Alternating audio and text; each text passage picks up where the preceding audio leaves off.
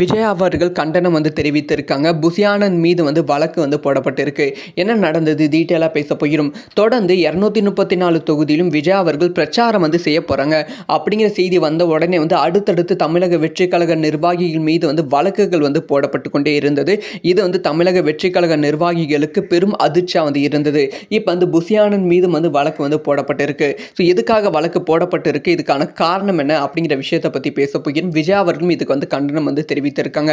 அதாவது தமிழக வெற்றி கழகத்தோட தலைவர் புசி ஆனந்த் அவர்கள் திருச்சி போலீஸ் வழக்கு பதிவு செய்ததற்கு காரணம் என்னன்னா, நேற்று முன்தினம் அதாவது செப்டம்பர் 7ஆம் தேதி திருச்சி காவல் ஆணையரை சந்திக்க சென்றபோது போக்குவரத்துக்கு இடையூறாக ஏற்படுத்தியது. அதாவது ஒரு ஆளா போகாம ஒரு 100-200 பேரா மொத்தமா போகும்போது டிராஃபிக் ஜாம் ஓவர் ஆகிவிட்டது. இதனால் போலீசாரிடம் புசி ஆனந்த் அவர்கள் வாக்குவாதம் செஞ்சிருக்காங்க.